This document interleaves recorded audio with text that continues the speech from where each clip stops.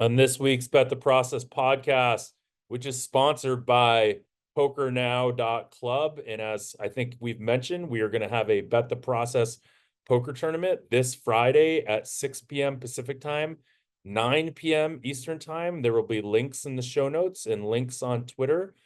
We actually have Zack, who was the 2022 World Series of Poker Player of the Year, who's actually said that maybe he will play in our tournament on Friday, which would be really fun.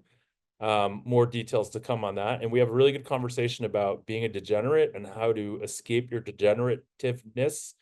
And then Rufus actually tries to keep his heater going with some marginal college football plays. So with that, let's start the process.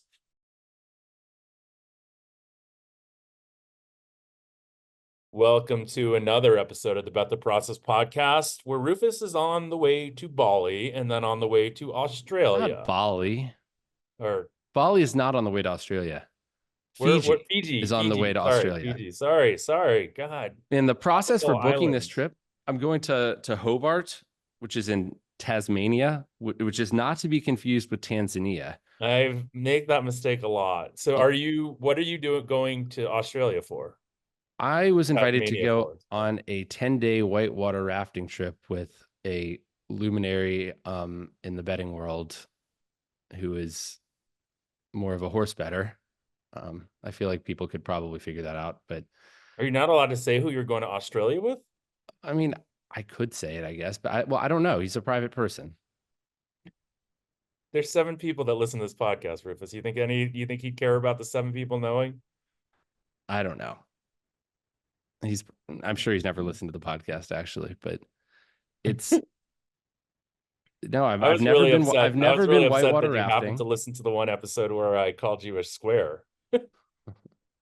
I've never been whitewater rafting before. It's going to be 10 days. We're camping. We're like rafting like 84 miles down the Franklin River, where 2 weeks ago, this made the news, Jeff. A Lithuanian man had to have his leg amputated above the knee after it got lodged in a rock in rapids, and there was a 20-hour rescue attempt, and eventually they decided the only way for him to get him out would be to amputate the leg, and so they did, and he survived. But I'm hoping to not have that fate befall me, although my son James would say that got dark, didn't it? Yeah, dark. A little bit dark. And that's on the river, rafting on the same river I'm going to be rafting on. So, but you are stopping in Australia or in Fiji or whichever one to play. The rafting is in Australia, right? Well, you're doing. My point is, I'm trying to lead into the fact that you will be there for the Bet the Process poker tournament, which is at 6 p.m. Pacific time, 9 p.m. Eastern time on Friday night. And we actually have Zack on, who is a 2022 World Series of Poker Player of the Year. And he actually said he might play in that. So that would be pretty cool for all you amateurs out there to be able to like take out the WSOP Player of the Year. Is that how it's pronounced? What's that? It's pronounced WSOP. I don't know. WSOP? Yeah, that just sounds wrong. All right. Well, I do a lot of things that are wrong. I don't know. It sounds like WeWork. Yeah. Well, our sponsor, I don't know what stopping is, but Poker Now. I'm trying to read our sponsor, Rufus. Poker Pokernow.club, and we'll have the links up there for you to join this so you can play against Rufus and I. And Rufus and I have a bounty on us, which is $200 Amazon gift card. So you knock either of us out, you get that. And then if you win this, Christmas shopping with it, people get a free roll, get into the free roll tournament in Vegas with more details on that. But that is December 13th and 14th, I think. So we'll have all the information. Rufus, college football. But Jeff, no, I will be in Fiji for this, and it will be Saturday daytime for me. Don't confuse people. Okay. Don't confuse. It's Friday night for everybody else. Friday night for everyone else. But I am doing this. I'm doing this 2-day stopover because I found the best business class flight went through the cheapest by like half was Fiji Airways, and then of course I booked economy because it was so cheap, and did this Bula bid upgrade that I tweeted about, where you could to upgrade. And so And you did get the I upgrade, did, right? I did. I tried to game the Congratulations. system, but How much I'm did you like, end up paying? I have for the upgrade 1,920. I'm Wow. only upgrading the overnight leg. I'm not upgrading the flight from Nandi to Melbourne, which is a 4-hour flight. For me, it's just about the overnight flight being able to sleep. But I think that's reasonable. I'm excited. Like I'm doing this trip in stages. I'm in Vegas right now. I fly to LAX and then off from LAX tonight.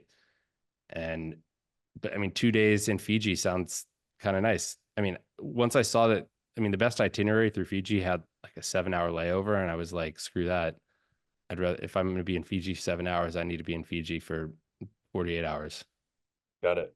Okay. So Enough about Fiji. Can we talk about college football? enough about Fiji. We can talk about college football. I love that you went back and like actually got your picks documented so that you could actually argue with Zilbo. Of course.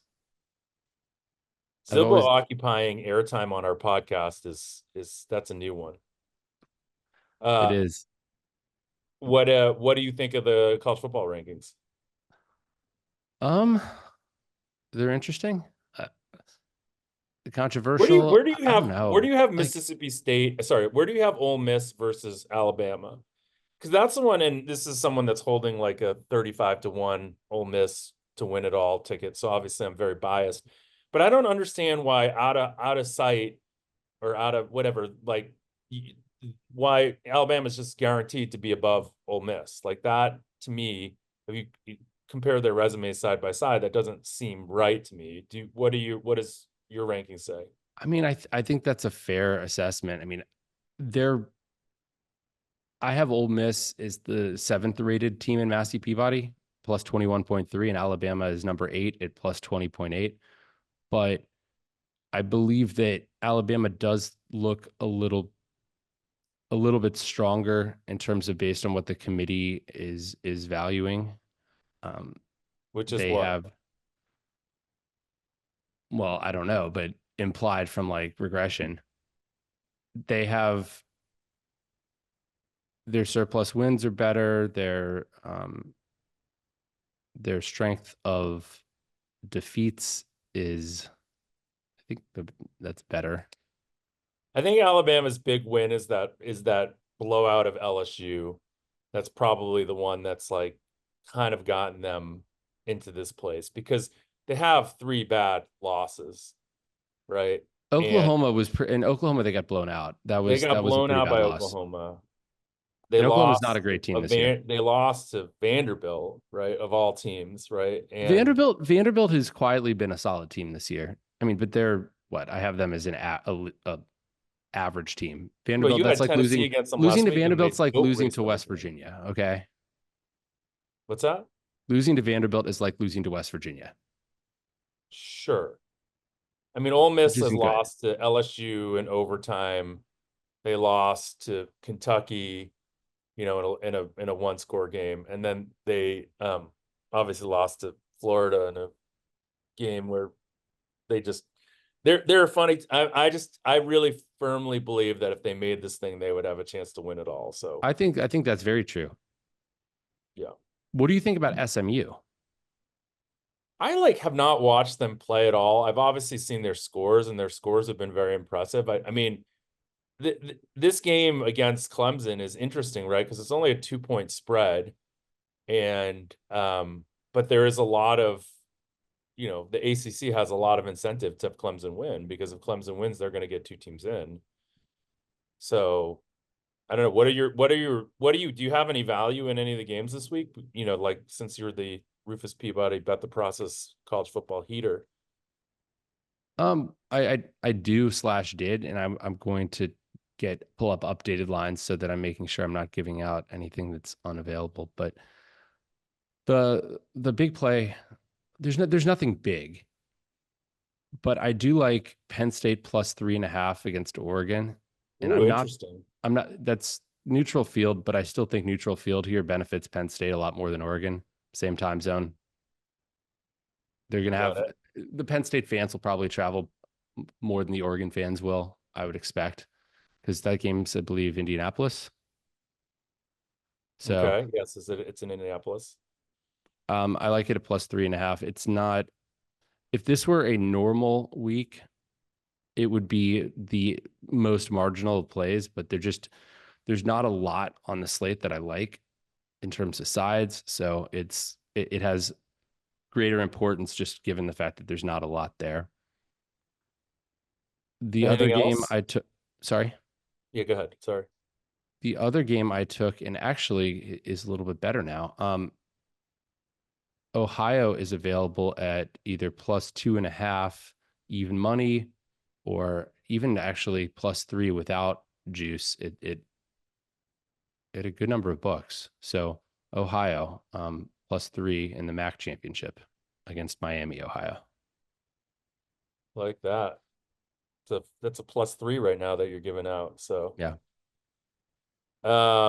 what do you make Georgia, Texas? Massey Peabody makes Georgia -4. Well, then why don't you like Georgia? Or sorry, not Georgia, Texas -4. Excuse Oh, me. okay. Interesting. I was like, why wouldn't you like Georgia there No, I then? would love Georgia in that case. Yeah. And that, I mean, that still looks like it's a 2.5. Yeah, it's 2.5 juiced a little bit. I don't know. I mean, I guess Texas is good. I guess Texas's defense is good. That's what the kids are telling me. Yeah. Can I ask you a question, Jeff? I saw that the college football playoff spokesperson committee guy Yeah. mentioned that they wouldn't be moving any team that wasn't playing for a conference championship because there are, quote, no data points. Is he wrong there? Do we not get any data points that give us more information on the Yeah, I quality of mean a team based on these he's conference championship I think games? he's so what I was kind of wondering, right? And again, like this was my mind trying to justify that Ole Miss should be in this thing. If you get down to a situation where, let's say that you know that like SMU wins, so you know that there's Clemson's out, and you essentially have like one spot left, right? And you're choosing who that one spot should go to. It's probably going to go at that point to one of the top SEC teams, right? Or one of the SEC teams that are out. So you have Missouri, sorry, you have South Carolina, um, Ole Miss, and Alabama as three lost teams. You have to consider Miami as a 2-loss team there. Okay, so maybe they're in the equation also, right? In But then fact, you have these Miami, four teams, and based on what the committee has determined to be important this year, based off of their rankings, they should they should have Miami higher than Alabama. okay. But my point to you is that when you know there's like one spot left and you're comparing four teams or whatever for it, like, is that a different analysis than saying, you know, I guess, yeah, I don't know. I think marginally you learn a little bit more, but not a ton. So maybe I understand why he's saying that. And it's interesting, like, that he would just come out and say that, because what's the point in saying that, right? Where I mean, if these rankings and these shows are supposed to be entertainment, it's supposed to create more conversation. What do you want there to be more conversation around this and less definitiveness in this ranking going into this weekend? I think you don't want controversy. I think they I mean, that doesn't avoid controversy. no, but I think they want to avoid criticism as much as possible. And so I think if you change, like if you flipped the order of Alabama and Ole Miss or something like that, or the order of Alabama and Miami, after they didn't play, people would be irate. People would just not understand that. And in reality, I've always thought that that these are like kind of the practice ratings, and then they kind of put in a little bit more work for the end of the year one, because that's the only one that really matters. But they put themselves in this position now where, you know, they don't really have the ability now to really reconsider the ordering of those particular teams, or any of the teams except the conference championship team. So this, I guess we could say, for all intents and purposes, this is the final rating. It from is. based And on then what they you have said. these like these, conference championships that happen. Right. Um, what do you make that UNLV Boise State game? I'm literally pulling up. I was trying to figure out. Actually, I was trying to run a quick little committee model here to see if I used the other years what it looks like, but that'll have to wait. The Boise game, I make that Boise -4, which is what the line is. How about Tulane Army? That's an interesting one. I've been a little low on Army. I make it Tulane -5.5 or 5.4. However, I think that I think Army's going to get a little bit of additional home field advantage that isn't really factored in given the weather situation. It's supposed to be 28 degrees, 9 miles an hour wind. Army's used to that climate. Tulane clearly isn't. We know about the cold weather acclimatization advantage historically. Well, and also you have a team that very rarely throws the ball. So I mean, like, if it's going to be windy, don't you think that really helps Army? Yeah, I played Army, a very, very marginal play last week at -6.5, and then got negative CLV as the line moved down to like -6. Uh, I, but I played that largely because of it was a bad weather game, cold wind, and they're playing a team from Texas that throws the ball more, whereas Army runs the ball. And so I figured the wind impact is going to be a lot greater on a team not running the ball as much. Yep. And Army goes for it a lot more on fourth down too. So the kicking game shouldn't be as important. All right, you want to welcome in Dan Zack? Let's do it. All right, we'll welcome in Dan Zack to the Bet the Process podcast, and we'll talk to you guys all maybe next week. It depends on Rufus's whitewater rafting schedule. Jeff, I go off the grid completely. I'm gonna have 10 days of no cell service or anything, and that'll be December 10th to 20th. Although that's Australia dates, which are different than US dates, apparently. Okay, well, we'll figure it out. Let's welcome in Dan, and we'll talk to you guys all maybe next week, maybe not. We'll see. Maybe I'll do a podcast without Rufus. So Maybe you'll abandon me. we now welcome in Dan Zack to the Bet the Process podcast. Dan, cool to join us. You were 2022 WSOP Player of the Year. So tell me how that all materialized, and what does that even mean? Is that something people vote on, or how does that, or is that just total winnings, or how does that work? So the way that it works is it's awarded, there's like points tables based on your finish in each of the events. World Series of Poker is a about 90 event series, so there's 90 separate poker tournaments. And they each award Player of the Year points based on the number of entrants, the buy-in amount, and the placement that you finish. If you finish inside of the money, which is the top 15% of any given tournament. And so you just accrue points over the course of the series by cashing in various events. And then whoever has the most Player of the Year points at the end of the series is awarded Player of the series. So it's definitely objective. What it's not, everyone doesn't agree it's the best system to determine that, but it's there's no vote or anything like that. Is it like kind of like the official world golf rankings for golf, where it's a point system, it lags? I mean, this is clearly just for each year, but official world golf rankings lags the last 50 events over 2 years, I believe, and it is used for determining, entries into majors and stuff like that. But it's also just kind of cool to know, okay, this person is ranked 7th in the world. Well, it doesn't lag, so it's just for that year's World Series of Poker.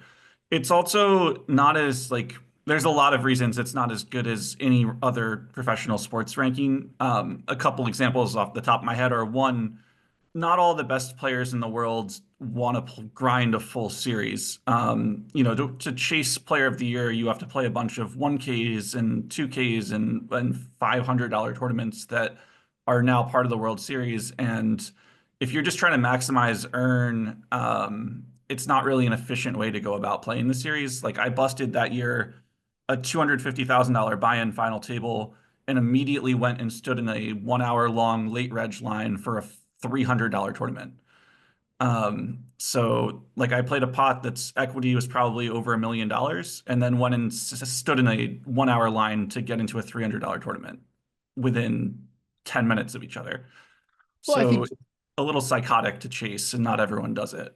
I think you could design a system where you're not rewarding people as much for volume, and it could be kind of a Bayesian system, I guess, where like if somebody does have a lot more data points, it could reward them in some ways, or I guess you should be penalized in some ways if you don't have any data points, or very few, but which I think official World Golf Rankings does a pretty decent job of.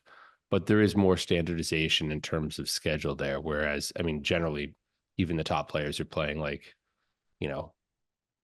15 events a year at least. Yeah, I mean, almost everyone agrees that it's not a great system. It's been contentious on Twitter for, 2 decades at this point as to what the best way to award it is. At the end of the day, like probably the way that you would have to do it is have everyone's buy-ins declared so you knew what people were actually up. And that's just not a thing that will ever happen in poker because it's embarrassing for losing players. No one wants to like show that they're losing. What's one of the beauties of poker tournaments is when you look someone's results up online for poker tournaments, you see their winnings or their earnings, but that's not net profit. That's just net payouts, and you have no idea if they're even winning lifetime because you can't see their buy-ins. And So that's just never a thing that venues and operators would allow to be published. interesting. I mean, because I see the Hendon Mob stuff, though, the live winnings, but you said that is net of entry fees for the tournaments they won or not? It's It's not completely even it's not gross. even net for the ones that they won. That's just payouts. So it doesn't even subtract the buy-ins from the events that they cashed in, and then it's not showing you at all of the events that they played that they didn't cash in. Which they have that information. The operators do, but it's not published publicly anywhere. And there's legal reasons for that. I mean, there's both legal and just like marketing reasons. Like you would lose all your recreational players if you published everyone. I mean, so many recreational players want to claim that they're winning players to whoever at home, or they had a good series or whatever. Here's 100K in cashes, and you don't see that there's 120K in buy-ins or whatever. There's there's so many reasons why it would be a bad idea to publish that data. It's just not a sport in quotations that lends itself to wanting to reveal who the best players are. The best players don't necessarily even want to be identified in a lot of cases.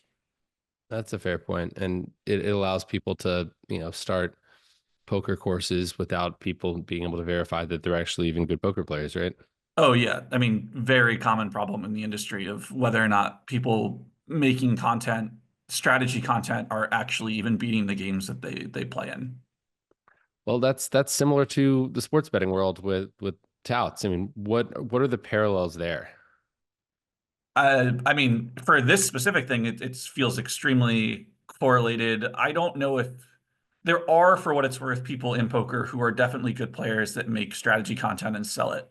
I am less convinced that that's true at all in the sports betting world from what I've seen. Like it seems like the ratio in sports might be 1,000 to 1 in terms of like someone selling what they claim to be as winning bets or winning strategy approach to people who actually are winning themselves. Whereas in poker, it's probably a friendlier ratio, and there are people out there that do beat the games that have chosen to monetize it by selling content. But there's definitely a lot of people who are not beating any sort of sizable games or even the games that they're playing in themselves that do sell strategy content in poker as well. I mean, So it's clearly definitely you have not followed the Bet the Process Rufus heater that he's on in college football when you're pejoratively insulting our ability to create content in the sports betting space. But one thing that's kind of interesting, I think, in light of what you guys are talking about is these rating systems is you have to like understand what the objective function of the rating system is, right? Like in this case, like for golfing, like what is the reason that they're doing ratings? Like what's the whole reason? And they're, that like informs like what the rating system should be. In this like World Series of Poker, why was this then important to you? Because obviously, do you think this makes people like less inclined to want to play home games with you, all that kind of stuff? Or does it make people want to take you down because they, see that you were the 2022 player of the year? I think objectively it's pretty bad for me in terms of game access, and most of the people who are earning at the very top like avoid tournaments like the plague because they're public. Anything public access for them is bad because they are trying to present themselves as worse than they actually are. Um, the the reason I wanted to do it is I grew up with I have a very degenerate childhood background, but I grew up idolizing World Series of Poker. It was a really cool thing. I'm planning to probably have kids and retire soon.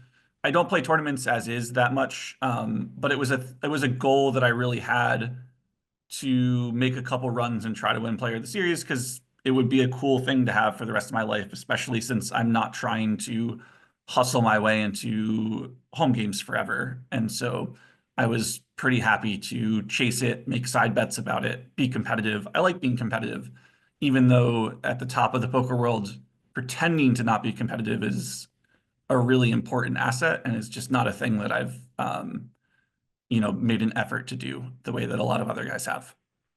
If if you're if you're competitive, is this the pinnacle of poker in some ways? Like obviously, like to your point, there's no scoreboard of home games or earnings or whatnot. Like, do you feel like this proves that you are one of the best poker players in the world? Well, I definitely don't think this specific thing proves it. I think there's an insane amount of variance in a 90 set series of tournaments, and that there are people who have won Player of the Year that are not particularly strong players. Um, so no, that alone doesn't. It's just a cool thing to have, and like obviously it's correlated, even if it's not a guarantee that that proves something. I also don't think that this is the pinnacle of competitiveness. I think that's the super high roller no limit tournament series. Are those guys are working extremely hard. That's like where you can really go year round and be hyper competitive.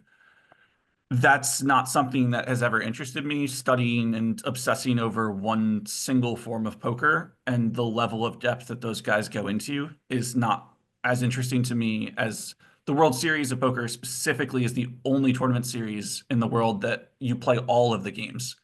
There's, dozens of different poker variants that they have tournaments for, and it's the only place that plays tournaments of any reasonable stakes for those games. And so that part of it to me always was a lot more fun as well. You're like Can the we go back poker to your decathlete champion, the Yeah, decathlon that's champion. that's the easiest like explain like I'm five version of like what the World Series of Poker is versus other high stakes tournament series. It's definitely more mixed chops than any other series of tournaments at these stakes at least in the world. Can we go back to your degenerate childhood and kind of like, I think there's an interesting origin story of how you got into poker, how you learned to play poker. Our 7 listeners, a few of them are aspiring poker players, I'm sure. Like tell someone how you got into it, and what I guess what do you mean? What's an example of how degenerate you were as a child? Because I think that's a good origin story. Sure. I started poker. I'm probably the youngest person that's part of the Chris Moneymaker boom. I was 10 when Moneymaker won the main event of the World Series of Poker in 2003. Um, and watched that on TV and was like, I want to do that. Just like I think a ton of people who are, males between the ages of 18 and 30, it was like the absolute insane boom at the time. But as a result, I was 10, so I couldn't go to the casino, I couldn't play, I couldn't deposit under my own name. But within 6 months, my brother, who was 18 at the time, started to play, and I would watch over his shoulder. And then when he went to college, I had stolen his password through a keylogger that I installed at 11 and was playing on his account. And then he caught me, and then I opened an account under my dad's name and was stealing small amounts of money back and forth. It was not a healthy thing that was happening. And that continued through middle school and high school, just lots of small stolen credit card transactions, playing under my parents' names. some crazy spin ups That's and stolen really from your slick. parents, right? So that's like kind of not really Correct. Yes. appealing. I mean, that's just what parent and family life is about, right? Yeah, sure. It's all community property at some level. Yeah, and Did your maybe there'd parents be ever the. find this out? Like, and what did they say? It was touch and go. It wasn't a great environment at the time, so they would catch me at times, and there would be punishments, but then sort of the other things that were going on in life would take precedence, and I would slip back through the cracks and then end up regressing into this behavior again. None of this was good. I don't recommend this to anyone. I It's not a know, good way to spend your were you winning teens. at this time, or like how as a 10, 11, 12-year-old did you learn to play poker? So I learned to play poker by I had Dan Harrington's books on poker at the time, and also Doyle Brunson's Super System because my brother had them in his room, and I took them and read them. Um, and I like almost memorized them. I ran into Dan this year and told him that I'd actually think I had read his books through a dozen times. By the time I was 13, which he thought was very funny. But the how was I winning? I was probably winning big blinds per 100 hands by the time I was 13 or 14, but zero emotional control, which meant I would spin up, I would take $100 or $200 from my parents. Sometimes you'd lose it, but most of the time I'd spin it up to 1,000, 2,000. I got as high as 30 or 40,000 at times, once or twice that I can recall.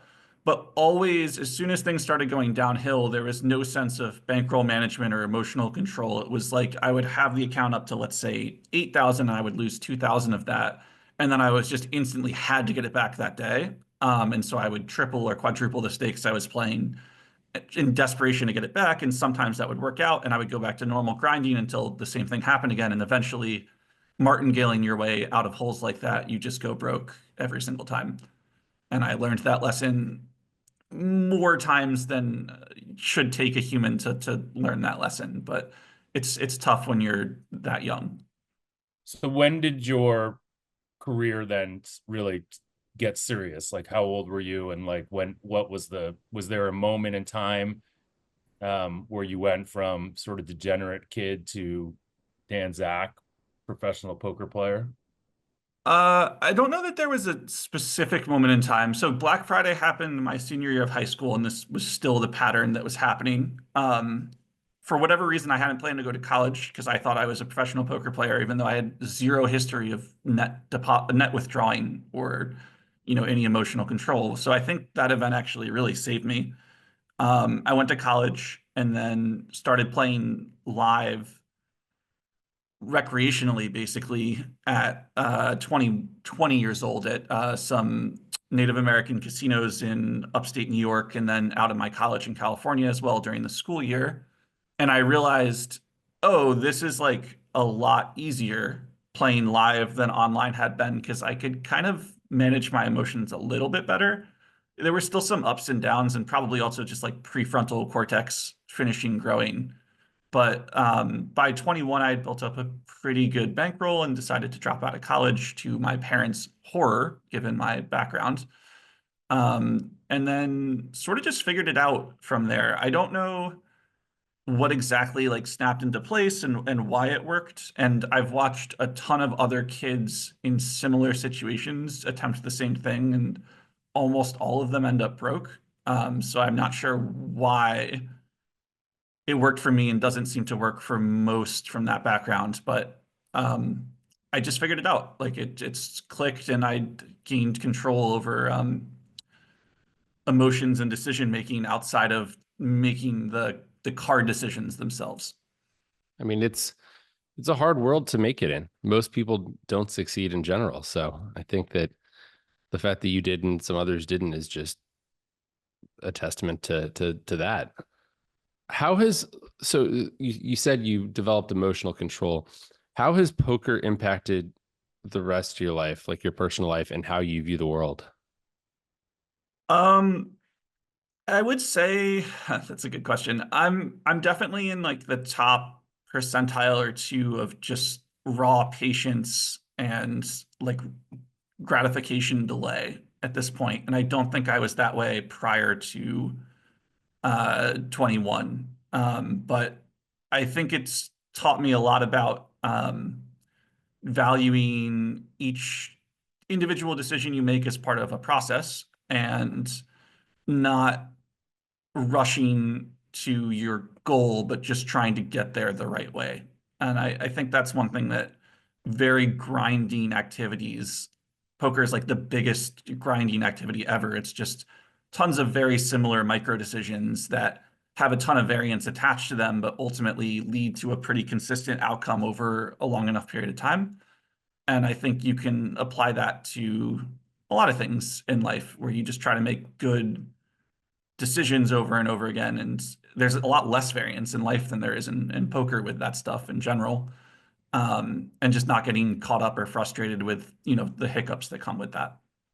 How did you do that? I mean, it's one thing to say that, but it's another thing to actually do it and to grind for 2 months and realize you would have been better off taking, taking a vacation and staying at a 5-star hotel the whole time and doing no work. So I've never had a confident answer to this because this is a question I've been asked given, just whatever around. My best answer at this point is that maybe growing up with having this go wrong so many different ways and so many different times is like part of my development.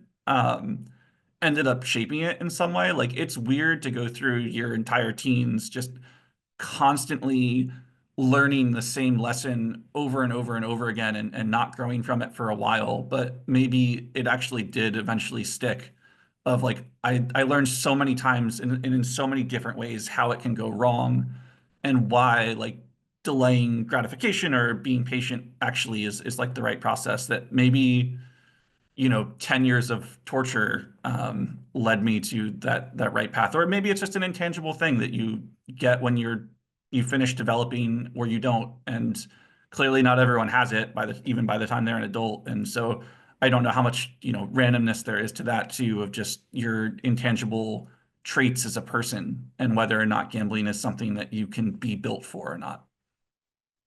I could see Jeff thinking about James and Charlie and if they're going to be playing poker at age 10.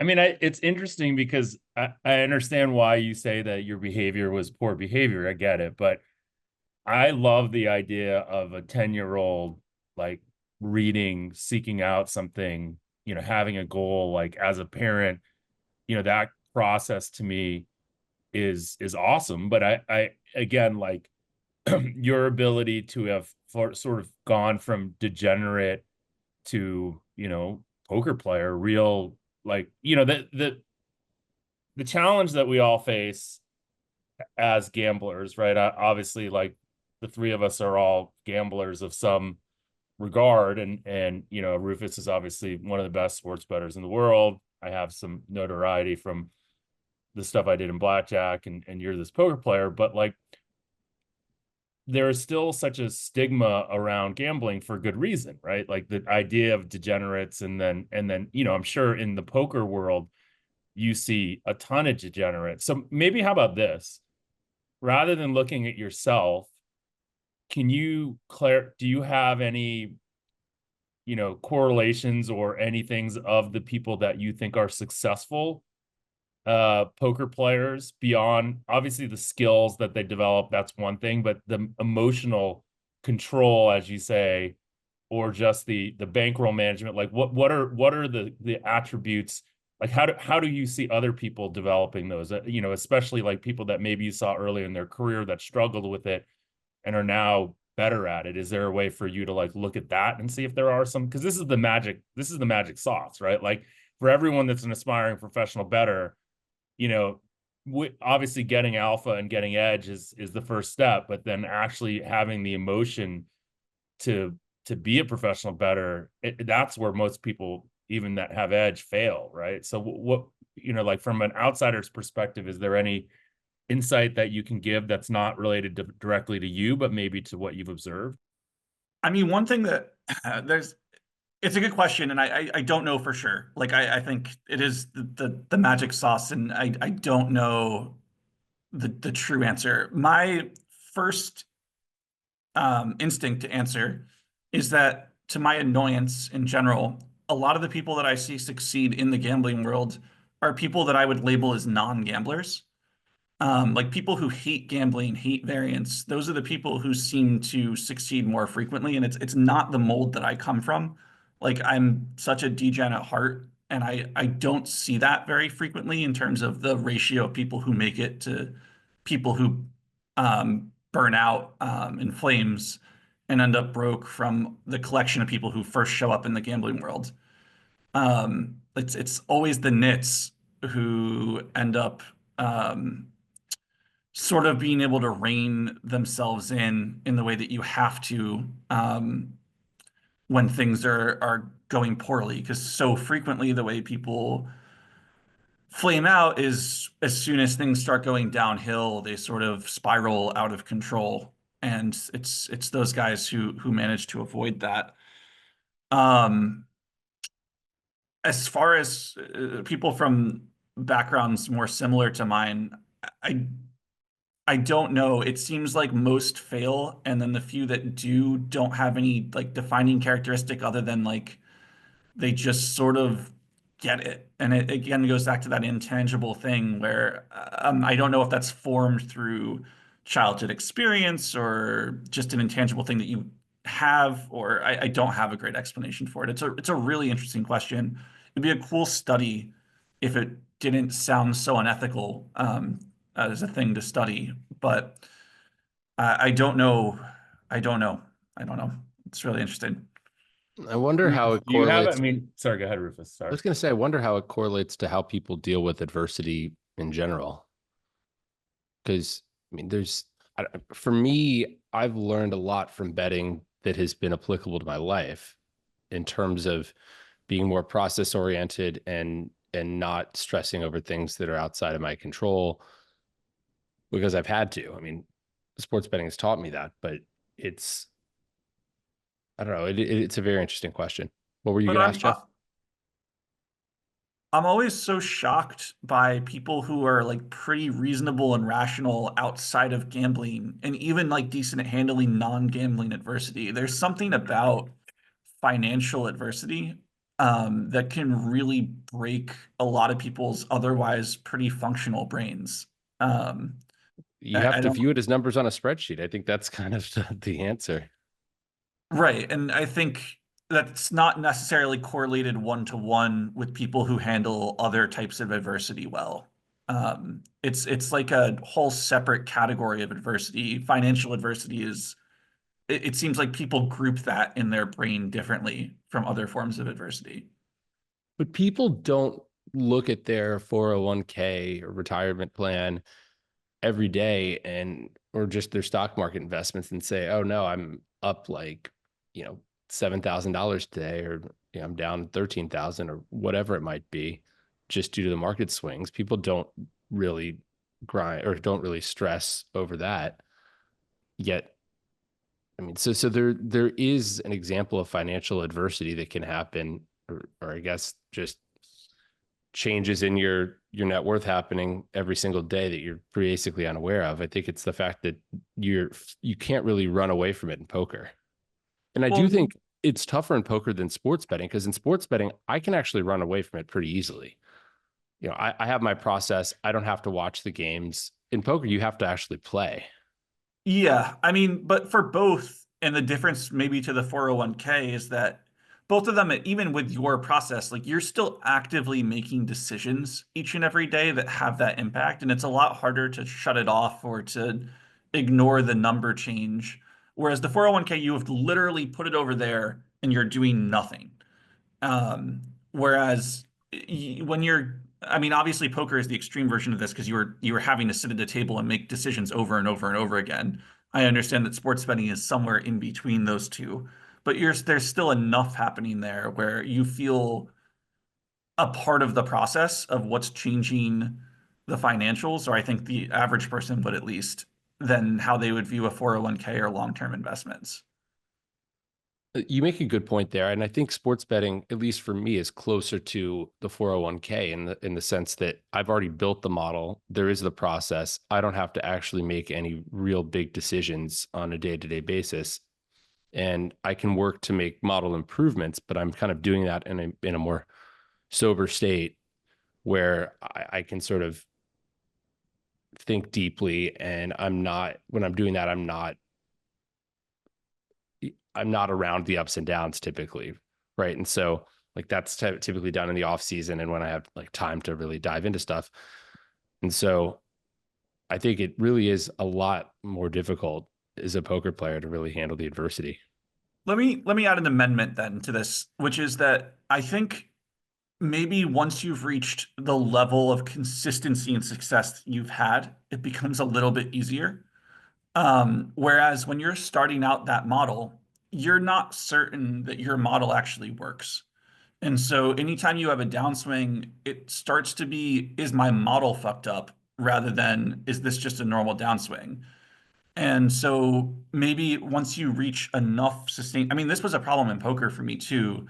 Earlier on, like you start to question your process a lot more anytime things start to go poorly when you don't have a large enough sample of success because you're like, oh, have I just been lucky in the past because it wasn't that much?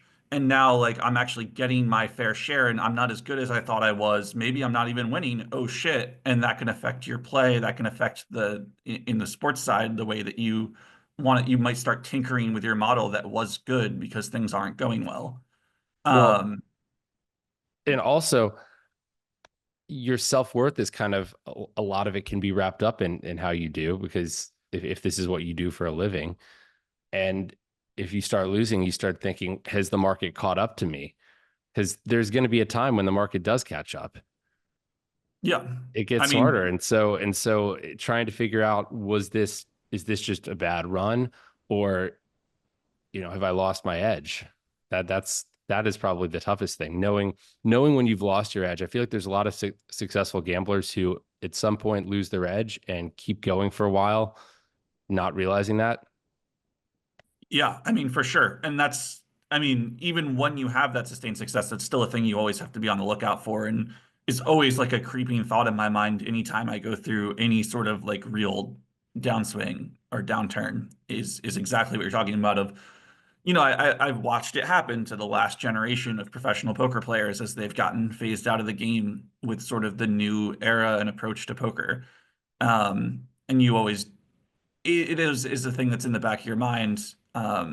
Anytime things start going bad, is like, is that happening to me? And if it does, and it is a thing that probably comes for us all if we stay in the gambling space long enough, can I identify that and get out before I lose more than I'm going to be happy to lose? How do you think about maintaining your edge, like over time? Again, you have these losing streaks, whatnot. Can you give an example of a time where you've like maybe reevaluated and tried to find other ways to get edges? Um, I don't know. Poker, I've avoided for quite a while now, the like super competitive scene of poker. Like a lot of my living comes from playing pretty soft cash games in a live setting with, at least one player who is losing a substantial amount by playing quite poorly. And so, I still enjoy doing the work and trying to play well and, have the highest win rate amongst the pros that are at the table. Um, but you can so clearly in the games that I typically play see the mistakes that people are making and understand how large of mistakes that they are, that it really helps with being stable minded about it's going to be pretty hard to not be like, turning a profit in this game as long as I'm showing up and putting in my best effort. So Is it what's go ahead, Rufus? Did you have something? I was going to move it to a different just a topic. quick follow-up?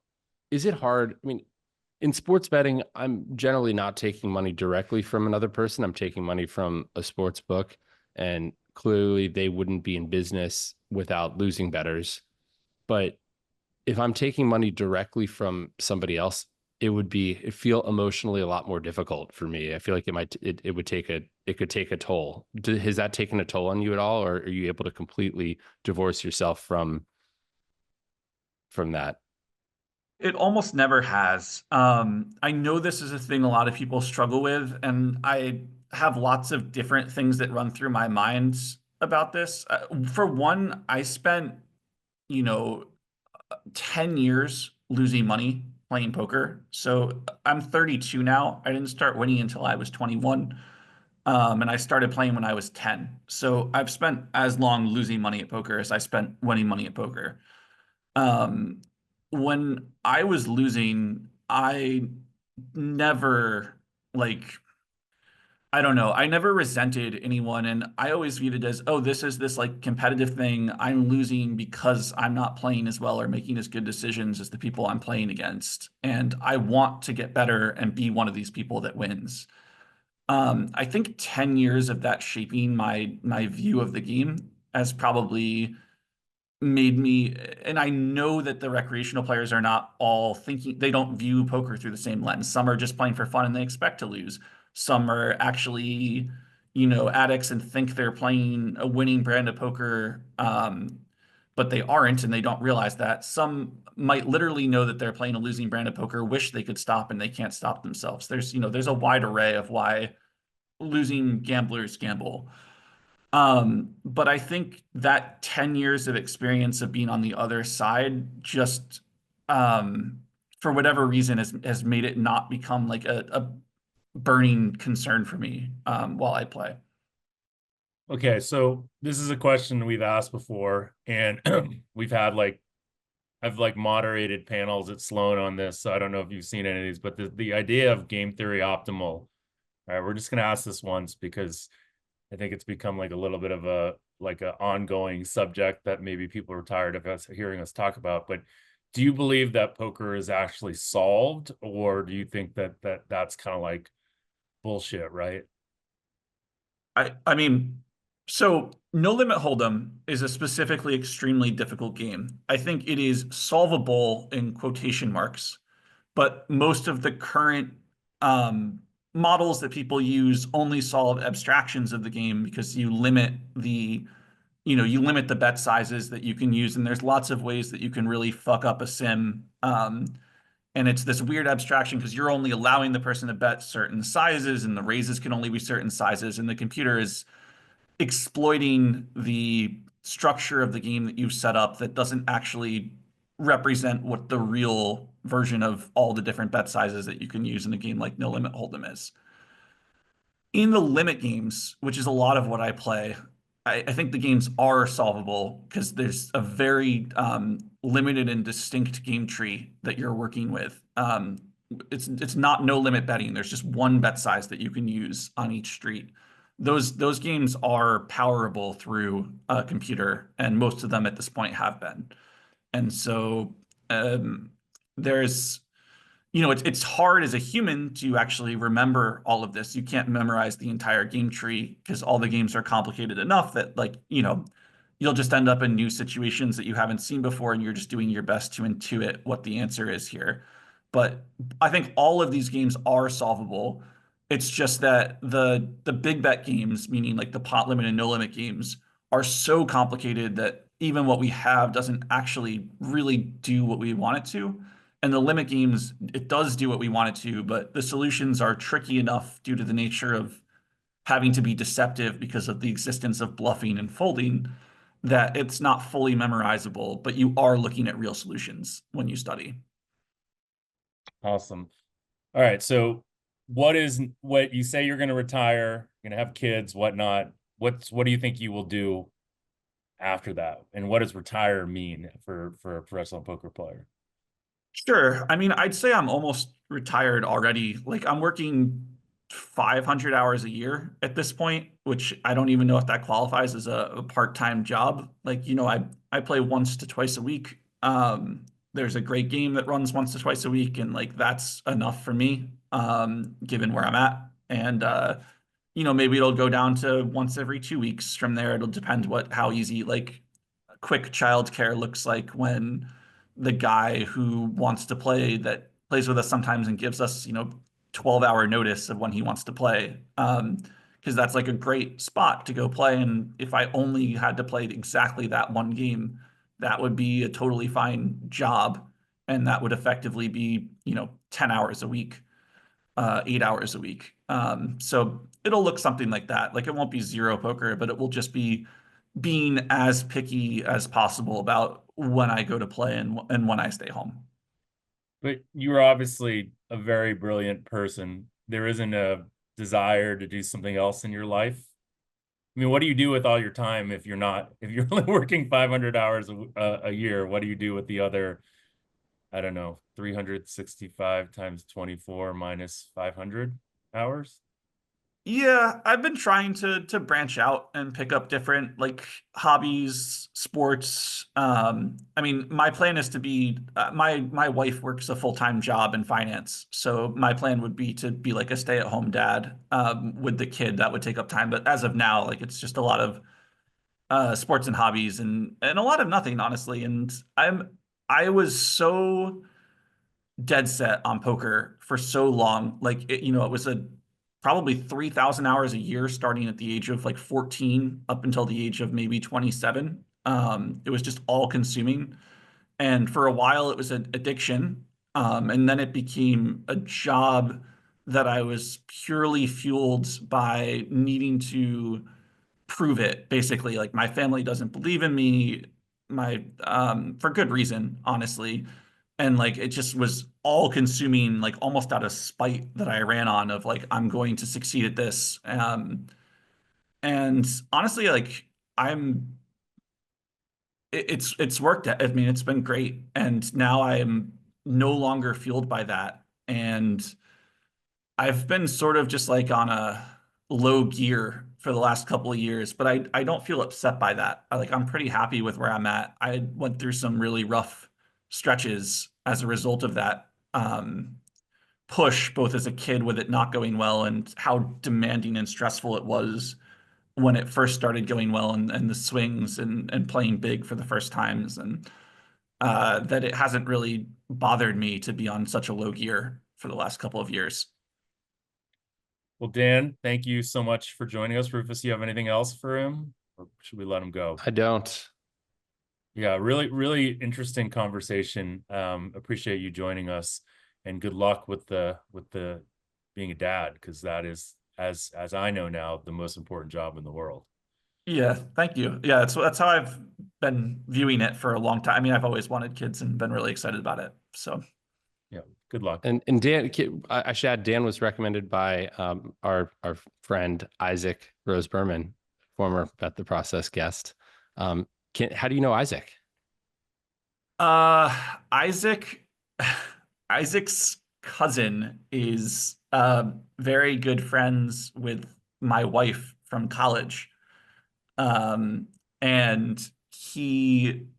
his cousin gifted a lunch with me to Isaac for Isaac's 21st birthday. And we became friends after that. Very cool. Kind of a funny story, but he had watched me play a lot of Live at the Bike back in the day and was a bit of a fan.